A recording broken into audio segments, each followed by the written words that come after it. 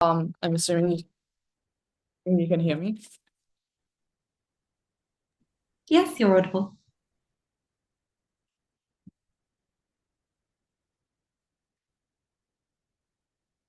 As soon as Uber became profitable, it raised prices for consumers dramatically. It started being incredibly abusive towards its employees because it knew it could, because through these incredibly coercive tactics, it had gained such a large portion of the market share that no one was able to stop it. Opening government is going to win this debate by proving two very simple things.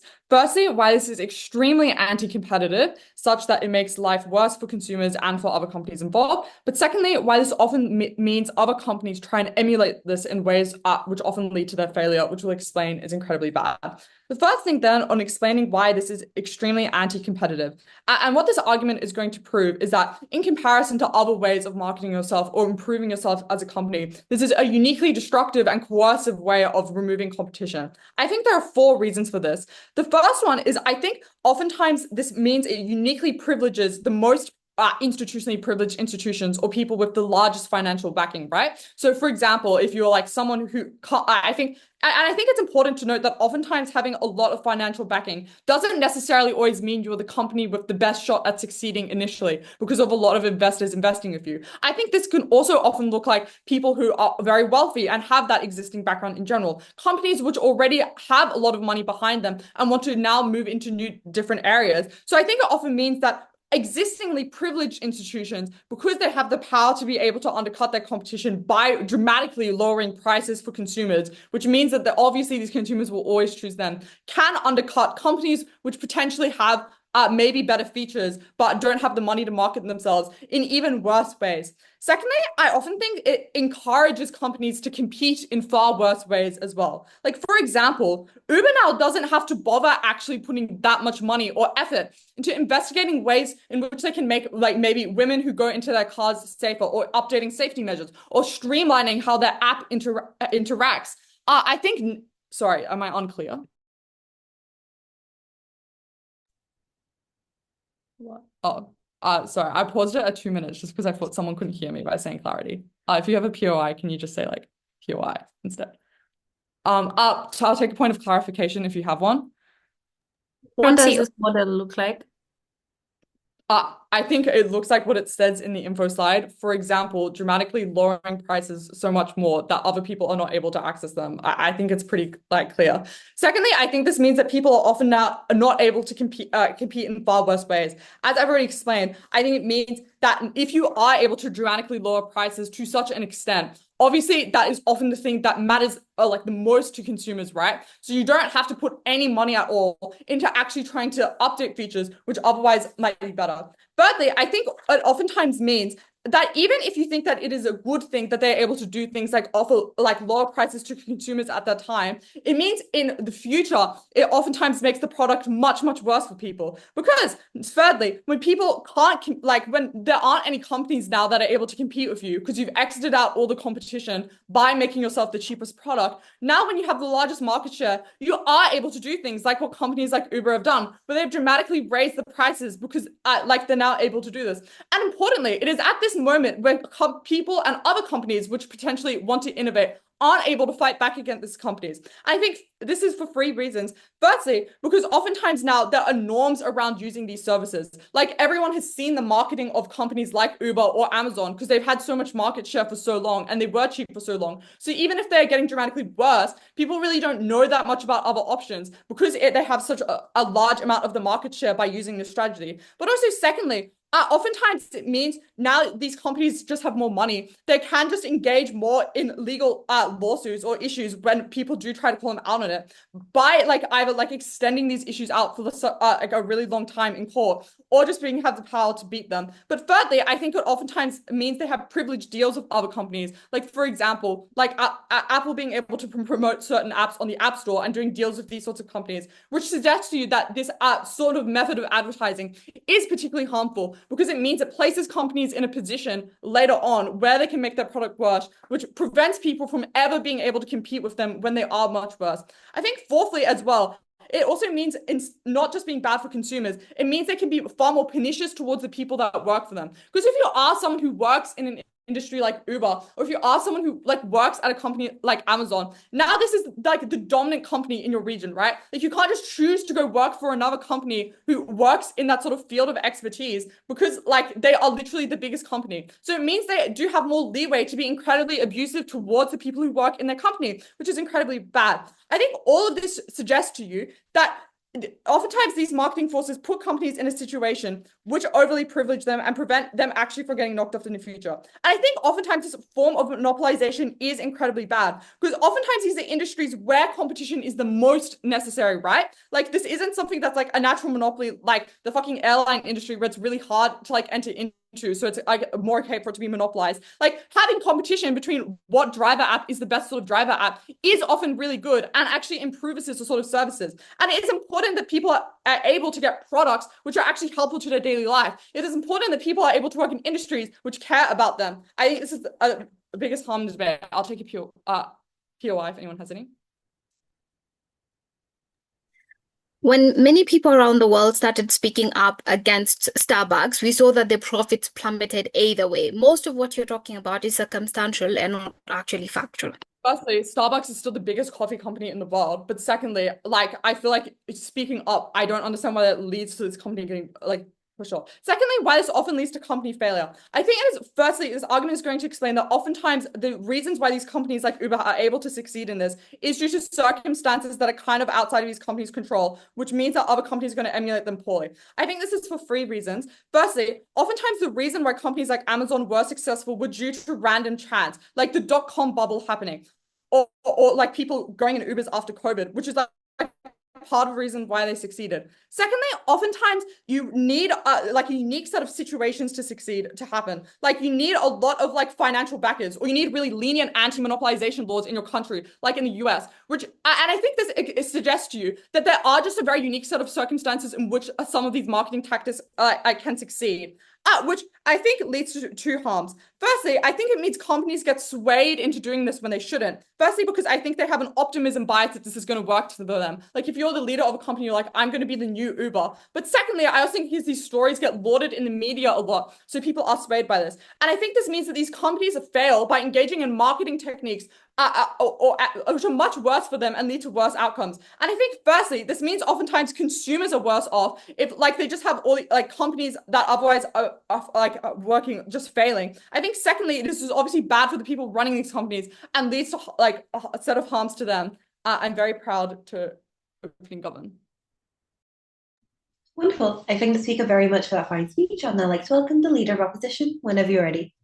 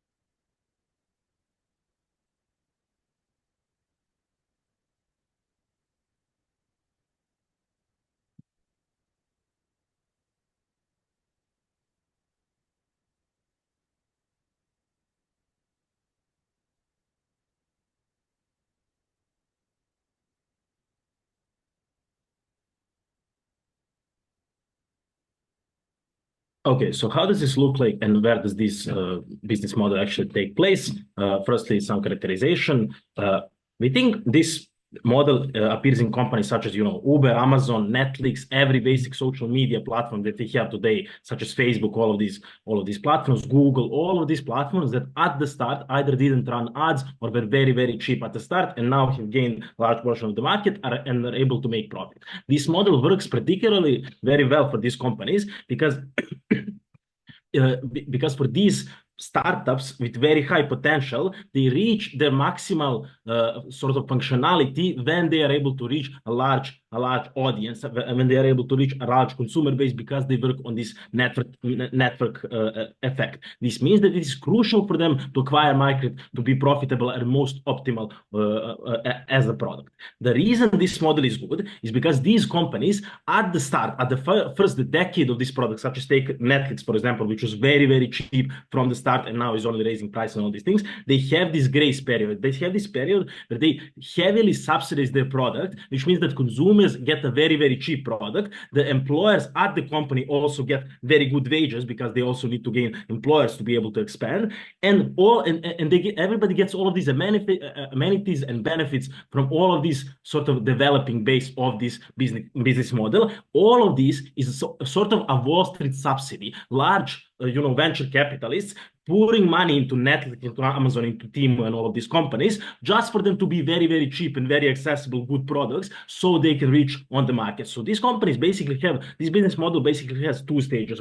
First is the graceful period, that everything is cheap, people earn a lot of money by doing gig work for these companies and all of these things. And then they have a stabilization period where they become just a normal, profitable company because they have reached a certain portion of the market. This is when the prices are actually economically sensible. This is when the wages are economically sensible and all of these things. So how does this play into our case? We believe like two arguments on our side. Firstly, the developing stage of these companies where they try to gain a huge portion of the market is great because it provides a quality product at a very low cost for consumers and great benefits for people who are employed within this company, while later just becoming an average normal company, which is better than being an average normal company from the beginning.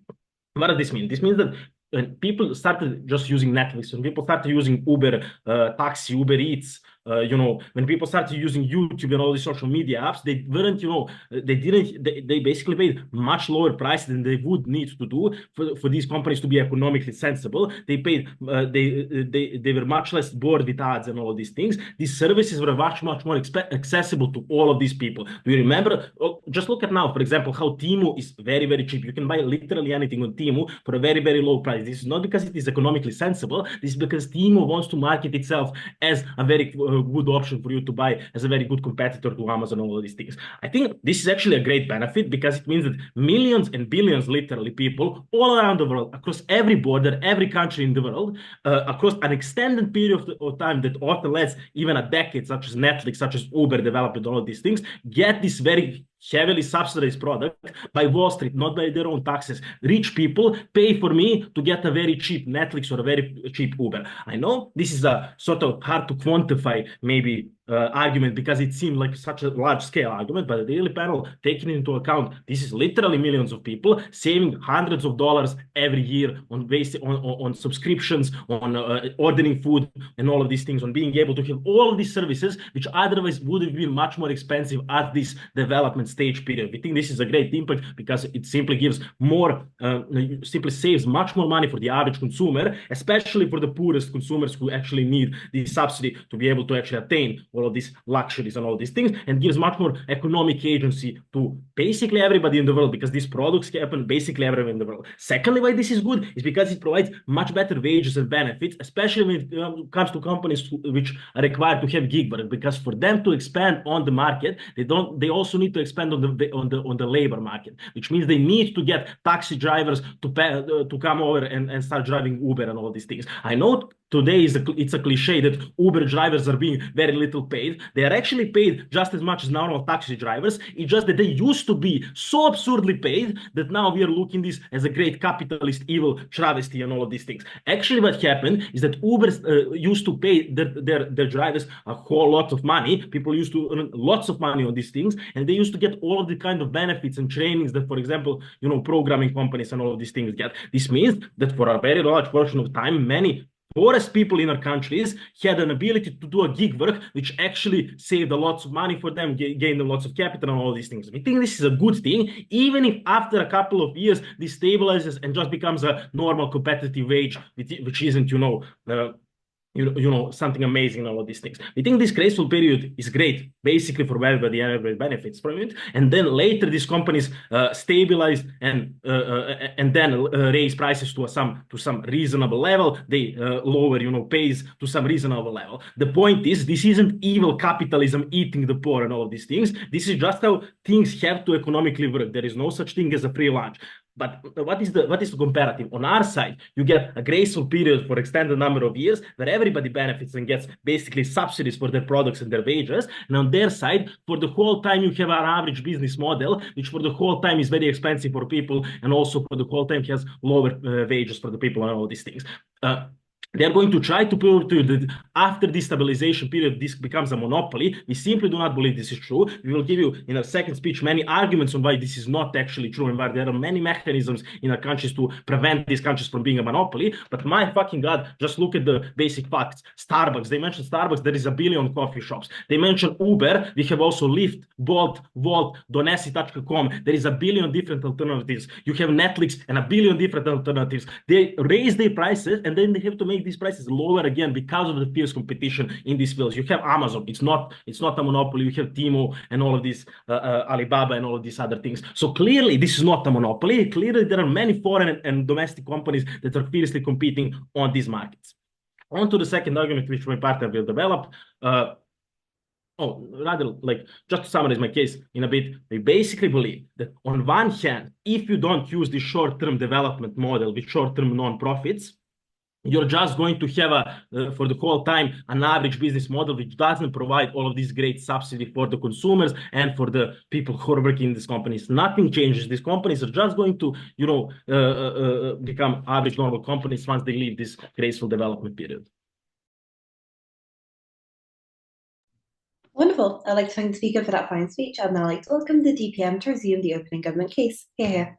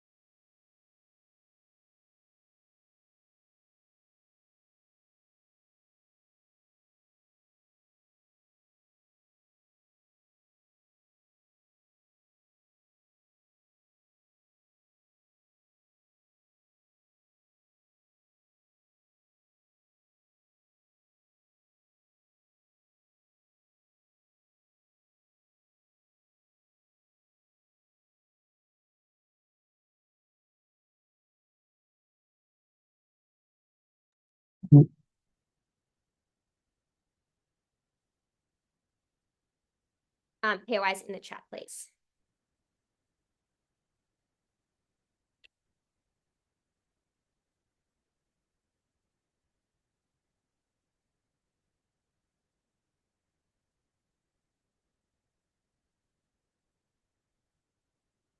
I'm glad this opening, oh, sorry, I'm actually just gonna move this so I don't trip over my own share. There we go, that would be a bit awkward. Okay. I'm glad this opening opposition brought up Netflix because it is an interesting app. I do film, I love film. I'm very interested in it. And I would note to the panel that I think a lot of the benefits they point to about innovation don't exist in a vacuum. And that is to say that, yes, maybe Netflix expanding and not being immediately profitable meant that there was this innovative streaming service. But panel, I would encourage you to think about all of the harms that happen when you get these innovative companies that OO explains, I think quite assertively, just are fundamentally good when often they are not. The problem with Netflix is that it put out cinemas out of business. It is the reason why places closed down. It is the reason why fundamentally the way that we engage in film and television has changed. It's the reason why we get more limited series. You might think that these things are all negligible or tangibly linked to the rise of Netflix. They just are not. I would encourage you to look at the SAG-AFTRA strike that happened last year. It is because the way we engage with streaming right now necessarily means that writers are paid less. They exist in smaller writing rooms. They do not get the opportunities they otherwise would. But let's look at another example. Let's Netflix, look at Uber. When Uber rose, maybe people got access to cars in different ways, but it did. It put other taxi drivers out of service. It put other rideshare services out of work. It meant that people had to rely on Ubers to get places that often extorted them financially because of things like price gouging during peak periods. It meant that women were in environments where they felt unsafe because legal legislation could not occur at the same time as the rapid rise and monopolization of companies like Uber. Panel, I would encourage you to not take the asserted optimistic claims provided by this opposition as law. They obviously exist surrounding nuance. You cannot just buy Netflix is good because TV is fun. 3 things in this speech. Firstly, I'm going to offer an explanation of the counterfactual in response to the point of clarification that is offered during Eleanor's speech. I would note here, Eleanor does explain what the counterfactual is. It is possible that it has been misheard or ignored by this debate. I will clarify it for you. 2 things she offers you. Firstly, we are supportive of adopting more long-term financial schemes that aim to achieve things that like short-term profitability. But secondly, we're willing to sacrifice things like exponential growth for long-term stability. That means that companies seek to have financial consistency over gaining a majority of the marketing share, particularly in the first 5 to 10 years of their company starting. That is good because it means that you don't get the uncompetitive market share that you get on those sides, on the other side of the debate, because companies are not prioritizing exponential growth, but rather prioritizing getting immediate money back to their shareholders, rather getting money into research and development for their company, for their companies to be able to innovate further. It means that instead of prioritizing buying out smaller firms and spending all of their money to grow and build a monopoly, they are spending this money on improving their products and paying their staffers. Those are the benefits that we support in this sorts of debate. But it also means that companies just don't engage in flip-flopping on standards and employee entitlements. We would note in the example of Uber. Uber, immediately after becoming profitable, did do things like cut the wages of its employees and change the legal terms in which they were entitled to benefits. It meant that Uber drivers could no longer claim things like working holidays or sick leaves because they weren't deemed as regular employers as they otherwise would. It means that their pays consistently went down as Uber continues to take a larger and larger share. Maybe opposition deems this as a comparative and something that they would do otherwise, but I just don't think that's true because of the mechanization that Eleanor gives you when she explains to you that because of the way that people adopt these financial policies, it means you're able to get a monopoly in a much more successful and much quicker way, which means you do become a more pernicious actor. Those are the sorts of things that encourage you to be bad towards your workers. But also, even in our worst case scenario, which is these companies would already act poorly towards their employees, we would far rather a world in which that was the opening standard they had on their employees, because the problem with what happened with Uber was lots of people came on board in the short term because they wanted to buy out the industry. So they brought on lots of drivers. And then those drivers felt incredibly disillusioned when the company became profitable and they lost all of their standards and all of their benefits that they otherwise received. That is a principled harm because we believe workers are entitled to understanding their laws of employment when the company does become profitable, but also just massively practically harmful. It meant people that have been working for the company for 10 years got totally blindsided by the differing financial properties of Uber. That is a massive harm. We would note here, when companies sacrifice short-term profits, it is because they are prioritizing growth. They often devalue things like research and developments. This means 2 things. Firstly, the products just don't improve in the most beneficial way for consumers. But secondly, you don't get the innovation that opening opposition claims. It is incredibly unclear to us on opening government how you get any of these benefits of better products at the point at which you just do not have the money to spend on them. And in particular, you are just spending your money on growth and buying out other industries in order to get a monopoly. This opening opposition needs to do far more work to mechanize that claim in this debate. Secondly, then, on why this model is unsuccessful. Firstly, it encourages smaller companies to adopt similar parts of logic, which is harmful for 2 reasons. 1, it's harmful for shareholders because often shareholders become incredibly enraged, but also just become far less financially prosperous at the point at which you are not redeeming benefits on your shares that you've invested into a company. That is really harmful for you. But secondly, it means that companies have an optimism bias. As Eleanor explains, the amount of companies that benefit from the system are very small and are often due to explicable political events that have necessitated their rise. For example, Uber made a profit after the COVID period when there was a massive increase in demand in ride sales. For example, Netflix happened after COVID when people started buying into that sorts of things. For example, Amazon, also COVID. Like, holy shit, there are reasons. Oh, sorry, Amazon's not COVID. Amazon's because of the dot-com bust. Like, these are explicable political reasons as to why these companies became more politically powerful and got their financial profit. Those are why they were successful. Those things obviously exist in a vacuum. This gives companies an optimism bias that they too will benefit from the system without thinking of the other events that have maybe necessitated their rise. Secondly, what creates monopolies, I'll explain that in a second. I'll take a point from closing. The way that Amazon deprioritized short-term profits is exactly what you're saying, reinvesting money back into the company. Sorry, well, if you don't have short-term profits, obviously the scale amount of money that you have to invest is much smaller. Amazon was able to gain a profit because it bought out a series of other companies and gained a financial monopoly for them to be able to do things like have this like massive control over the market share. Like that's the reason why Amazon is a pernicious company. Secondly, then on monopolies, firstly, this is a policy that only a small amount of companies can actually opt into with big donors. That is a harm. Secondly, without this, companies need to think about things like profits over growth. OO says you just won't get a monopoly. Firstly, please don't bring out your rebuttal at DLO. Please give it to LO so we can respond to it in this opening half. But secondly, no, it does create a monopoly because you don't need to invest in R&D because you are up there buying smaller companies and recruiting more workers to expand. This is the pathway to monopolization. This is something that is exclusive to opening to opposition side in this debate. You must engage with that. It is insufficient for you to just assert that monopolies do not occur. It is incredibly unclear why you can get a monopoly at the point at which you need to have some element of short-term profitability. Thirdly, on access to products, OO says you get cheap products and innovative and high quality. Firstly, Netflix is another example of an explicable political event that necessitated its rise. Secondly, it's bad for shareholders because they can now invest poorly and without enough information and not receiving a financial impact on their share until far in the track. But thirdly, it's bad to support inconsistency. We believe companies should value their short-term profitability in order to pay their workers, in order to have financial consistency and financial prosperity. Obviously, OJ.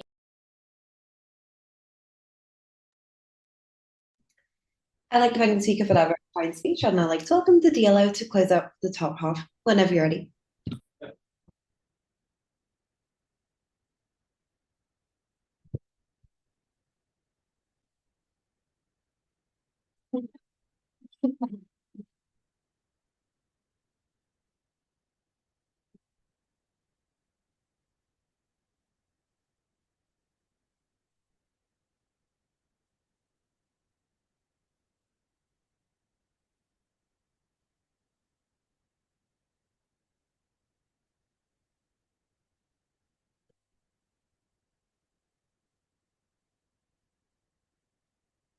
Of course, the cinema died. Fuck the cinema. I have to pay overpriced popcorn, overpriced Coca-Cola, and still pay 15 fucking euros for a movie ticket when I can just watch every single movie in the fucking world for just the same $15, while Netflix employs a lot more writers, a lot more actors because they're producing a lot more media. I think that this is something that is good.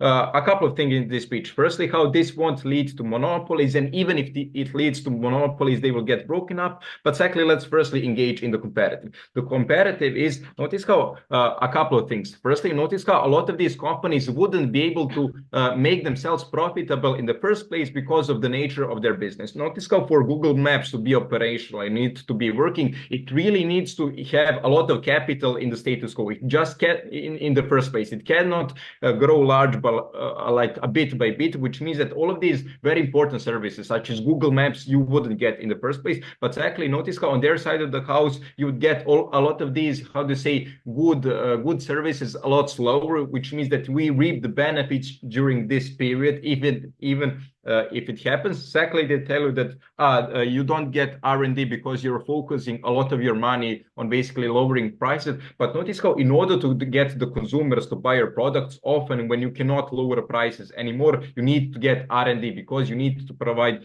a better service. But even if it doesn't happen, I think that a cheaper service is a good thing on its own. Now let's move on to the monopoly. So firstly, most of the time you won't be able, this won't lead to monopolies. A couple of reasons. Firstly, you're unlikely to kill all of the competition. Notice how in all sectors you have all of these companies which already are well established, which have a good, how to say, credit score, which have a brand name that will be here like forever. For example, when Amazon entered the market, eBay was there, and eBay is still over there, which means that there are still all of these old school players. Notice how, because they have survived for a long time, the investors believe that they can just make it out of the grace period of these companies where when they still have the low prices, which means that it is unlikely to kill all competition, which means that you still have to compete with the older companies. You still have taxes in New York. Come on. Secondly, you still have a competition from different all of these apps. Notice how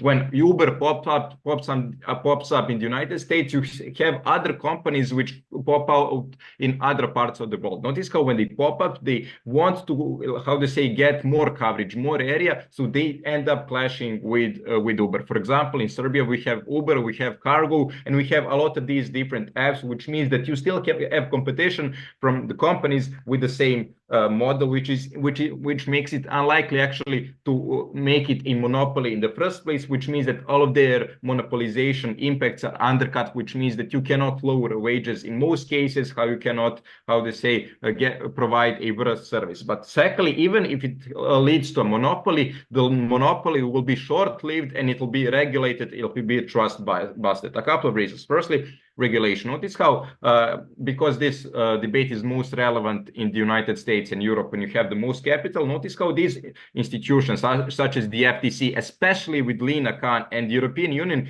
have been especially, how to say, very tough on monopolies. Notice how the European Union has fucked over Apple for their charges, and DOJ is actually, how to say, suing Google for $25 billion.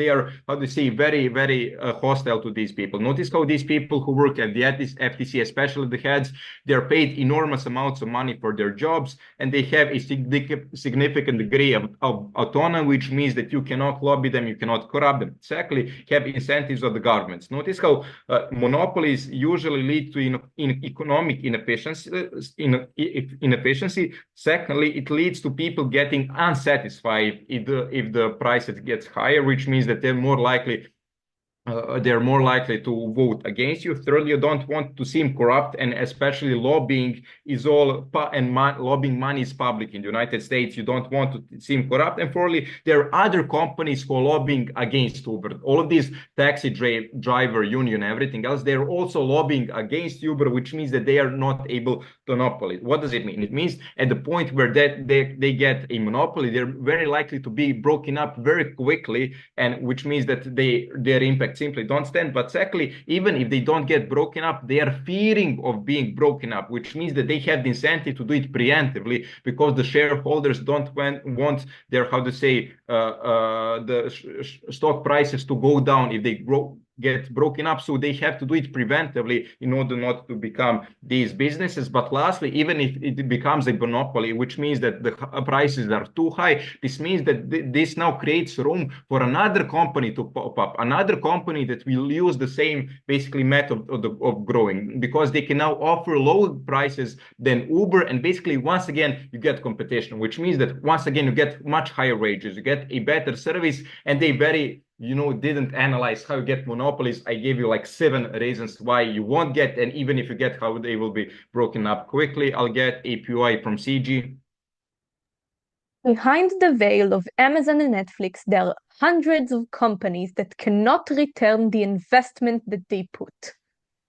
Okay, and lastly, right now, about companies and company failure. Firstly, notice how it is very under-analyzed, the impacts from opening government, but a couple of reasons why it won't lead to a, a failure. Notice how in order to get the investments from the investors, they have to show, steady economic analysis, which rebuts their thing about optimism bias. The investors don't have the optimism bias. You have to show robust economic analysis to these investors, especially because they're extremely skeptic to these companies. Notice how, as OG mentioned, there was a company that failed, and yes, exactly because the company failed, the investors starting learning from it, which means that with every failure, it means that the next companies will be more likely to succeed. Fourthly, they tell you that this will anger the shareholders, but if this will anger the shareholders, they can hold them accountable through the board of whatever shareholders, and actually put down the CEO and not make it happen.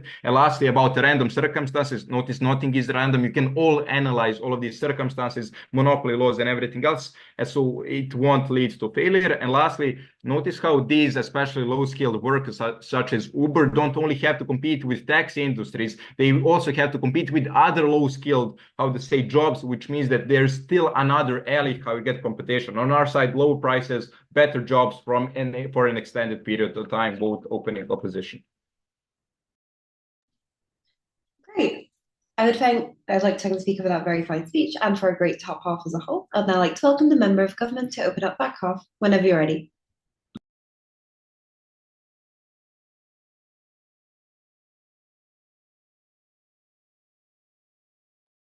Can the recording be off, please?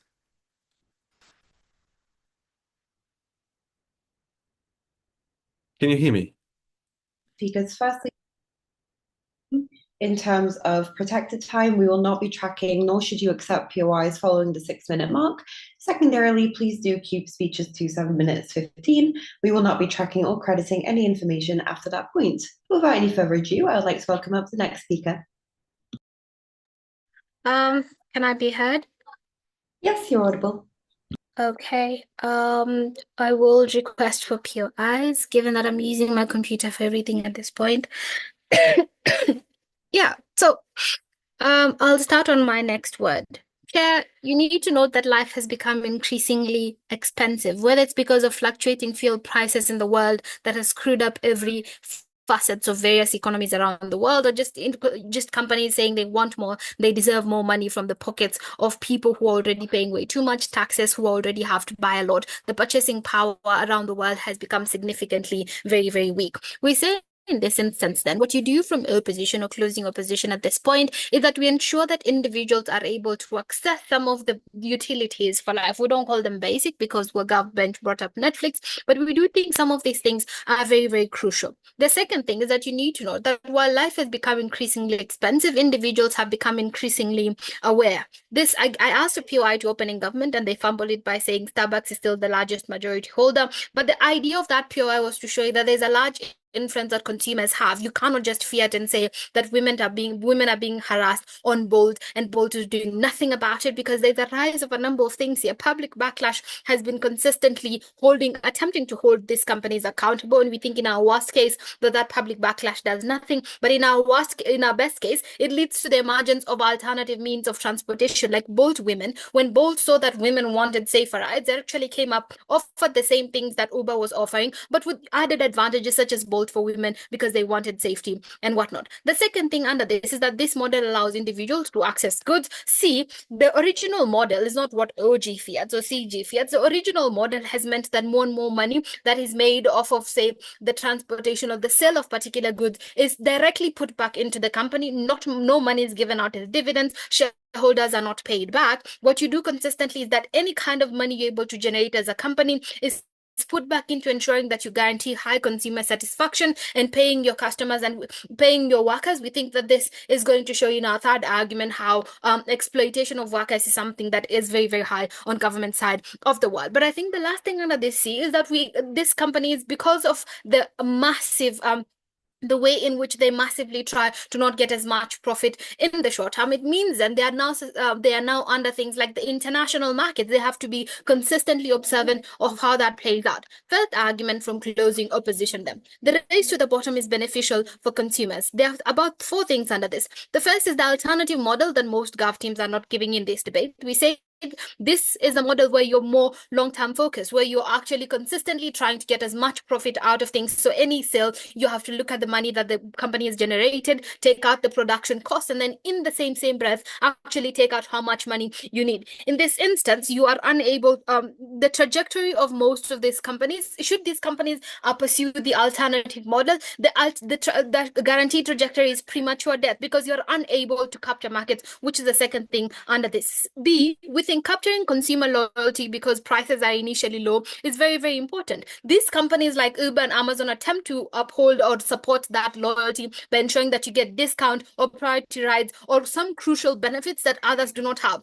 This is important because it largely assures that these consumers stay loyal, and these companies have an incentive to consistently innovate. The undertone of this debate is to ensure that some companies can actually take these risks anyway and go down the same route. We think that that's important. C, it creates a high barrier of entry for companies like Bolt. So it means then that you cannot say the burden relies on specific businesses. If they want to pursue a certain model, they have to be cognizant of how to affect other people. We think many companies like Pharmacy or Bolt have actually taken up on themselves to actually take this particular risk, because the rewards are things that largely exist. We think in this instance that this kind of the high barrier of entry and just individuals wanting to take the risk because the market is so profitable in the long term has meant that you have cheaper products, because I think just just mentioned passingly, that you have companies opting in that want to capture this market. They definitely have to give lower prices for this to happen. And we think that this is beneficial because the alternative is premature death that the other side doesn't discuss. D, because of how profitable the market is, many companies will take this risk anyway, and something I just talked to you about. But the underlying facet that isn't discussed so far is just on how this affects labor laws, for example. Because so many companies are opting in, it creates two things. One, options that these workers are able to exploit at the very end of the day. This means then the competition is fierce, not only in trying to capture consumers, but also in trying to get workers, getting some of the best workers and paying them as much as you can. This means then we probably end up having a discussion on how labor laws significantly improve on either side of the house. The way in here is simple. Companies get consumers as early as possible, more cheap products for people, versus companies without great financial backing dying at infancy, because while government teams tells you that these companies are crucial, they do not have a discussion on how we make them better. The conclusion for the first argument is easy. We're better for smaller companies in monopolized markets because they are able to access this market, and they are able to compete in a way that makes sense for them. They're able to create more workers. We're able to create more better living standards for some of these workers. The second thing is just long-term benefits, really.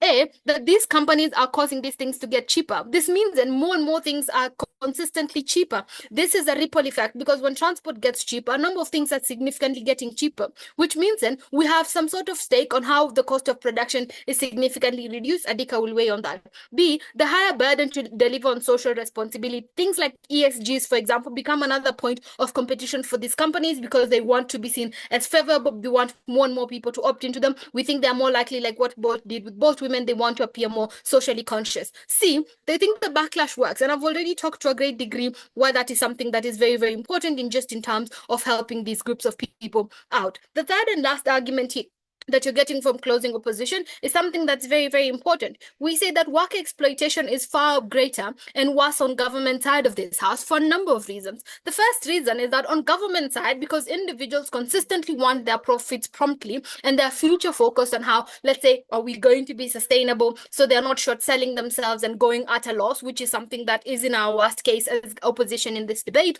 What happens is that you have to account for production cost, one, but two, you have to also consistently consider giving more money back to the investors and shareholders. We think that this is bad for a number of reasons. One, it means you're probably going to have to deprioritize certain aspects of that company, and that unfortunately usually becomes the workers. It means you pay them such low wages because you want to maximize on production and provide quality goods to maintain your consumers, but you also want to keep your investors happy. On opposition side of this house, all the money that you generate at that point in time is consistently put back into the business, regardless of how small it is. This means that these workers are not deprioritizing the scale of who should actually be deprioritized. More and more of them get paid actually reasonable wages at infancy stages. But I've already shown you why these companies have an incentive to sort of keep this up later on. These companies later diversify into things like Uber Eats and Amazon Books because it's something that's beneficial for them. Thanks. Wonderful. I'd like to thank the speaker for that fine speech. A reminder to please do take POIs. They're important for engagement. And with that in mind, I would like to invite the government whip to resume the Gov side. Here. Hello, everyone. Before I begin, please give my POIs through chat and do not cut me off during my speech. Thank you. Can you hear me? Sorry, can you hear me? Yes, you're audible. Okay.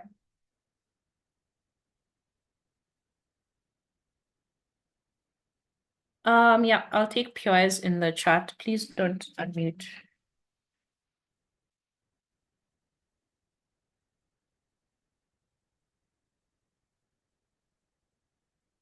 Give me a second. Okay.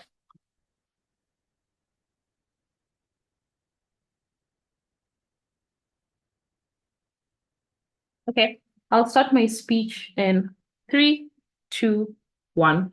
You get two things from Becky. in different ways in which this can be done. It can be making products cheaper, which is what Uber did, or it can be reinvesting into the company, which is what Amazon did. And in both of these instances, there's no immediate short-term profit in the books. You're not giving dividends back to shareholders. We think these are two different ways in which this can be done. And I think gov teams generally run away from that. The first way she tells you this can be done, which is making products cheaper, we tell you several ways this becomes beneficial to people. First, you have things like having cheaper production, because if your company is going to grow very large, very quickly, then it means you can do things like buy things in like bulk. You can do things like automate certain processes, so you spend less money as a company. This means it's possible for you to keep prices low in the long run, so closing government lies in that regard. But she also tells you that at the point where you're able to grow very quickly and make a lot of money, it means in the long run, you have the opportunity to pay workers, because in both sides of the world, workers might be exploited to some extent, because gov teams need to agree that shareholders still want their money in their side of the world. And it's even harder in their side of the world because things are expensive. So you're selling less, but you still need to pay back these shareholders. So it's likely you're going to exploit workers. Even if we agree exploitation exists in our side of the world, you eventually grow to be a humongous company, earning lots of money and having the ability to pay these workers. In the long run, workers are far much better in our side of the world. But the second way she tells you this is done, which is reinvesting into the company, has more benefits that we think aren't touched at all by opening opposition. The first, that currently the things that customers need within status quo are extremely expensive. And as a company, you need to like literally be beholden to the customer's needs. Things like wanting better customer experience, things like wanting more innovative production to have like fancier products and stuff like that. You're only able to do this at the point where you're a big company that can afford to spend a lot of money on these things. Even things that investors want, like a company that is like keeping in touch with things like ESG, environmental standards, like social standards and stuff like that. These things are expensive. You need to spend a lot of money as a company to be like capturing these investors, capturing these customers. In the long run, you're able to do this because you have a lot of money to be able to do these things. We think gov teams run away from accepting those sorts of things. A couple of responses then. We'll start with opening government. The first thing they say is that there's no competition because these privileged companies are going to be the only ones that can like take these models, and they're going to be the ones that rise at the end of the day. Note, monopolies are going to exist either way, because companies in either side of the world want control. They want these economies of scale. In gov's world, the only way you can become a monopoly is if you're a company that's benefiting from colluding with the state, which is likely to happen with privileged companies that are owned by government officials, or companies themselves, the biggest companies in a country colluding. Like that's the only way you can be able to create some sort of monopoly. In our world, there's a better opportunity for companies that are not privileged, because any company can initially take up this risk of lowering their prices in the industry, or take up this risk of replowing their profit back into the company instead of paying themselves and paying shareholders at the end of the day. At least in our world, any company can do it compared to their world, where you probably need to be someone who can collude with government. Secondly, monopolies are not necessarily bad, because it's unclear to me how valuable your product is if people cannot afford it. And most of the time, like if I can like buy a car instead of spending lots of money on Uber, I'm probably going to opt into buying a car. Like people can probably choose those options. So it's unclear to me how valuable your product or service is if it's extremely expensive. Having these monopolies and having these economies of scale allows you to just lower your production costs and obviously have cheaper costs, which makes your product something that people are going to buy and people want to pour money into at the end of the day. But secondly, it's how they become monopolies. They become monopolies because people are choosing this company because things are cheaper, or maybe you're caring more about customer experience and making sure your interfaces are user-friendly, whatever it is. Like that's why people are choosing you, because you're producing good products at the end of the day. We think that's valuable to these companies. I'll take Oji. Yeah, monopolies are one bane of our 16-minute case. Shareholders invest money under the expectation they will be repaid. Continually reinvesting, avoiding profitability, disillusions shareholders and reduces investment. Investment that you claim is of tantamount importance to the small businesses you want to protect. I think investors are smart. They know if they're going to be getting long-term profit, that's far much better, probably 5 times bigger than they'd be getting in the short term, that's probably something that they are going to value. I think, like, I'm unsure why that's the case. The second response to them, that they're going to gain a huge portion of the market, meaning people are going to lose jobs and users are going to be exploited.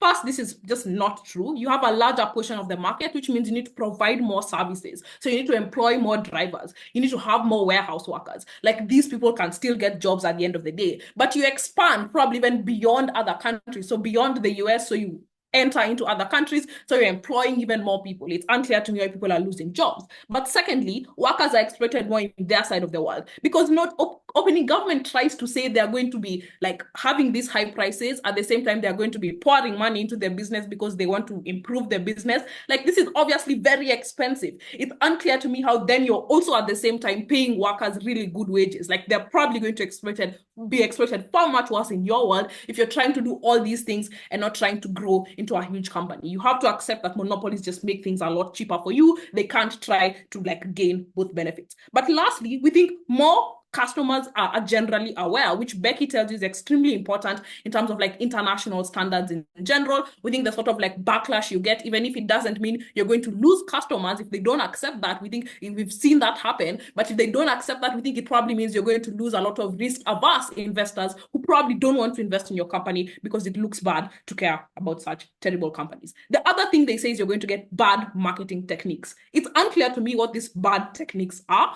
We think it looks like having a cheaper product, which is good because people can afford these things. We think it looks like focusing on consumers and what they want, customer experience, innovation, environmental awareness, very expensive things that you're able to do when you're an extremely huge company. But secondly, we think the marketing techniques in their world are likely to be far much worse, because the only alternative you have now is things like rapid hyper advertising, which can only be accessed by the privileged companies that opening government hates so much. We think at the end of the day, it's more accessible. This form of advertising is generally more accessible in our world. The thing you get from closing government is that these companies are not going to be doing anything. They're not going to have meaning. We don't think this is true, especially for a startup, because now you're able to grow exponentially and impact a lot more people. They're able to afford your product, and that becomes something that's valuable. But even in terms of unpredictability, in our world, things like diversifying your sources of income are more likely, because you're a big company. You can have things like Uber Eats, you can have publishing companies like Amazon and stuff like that. You make a lot more money, so you diversify your own company. You're less likely to be like caught up by things like shocks and stuff like that that they say are going to affect these startups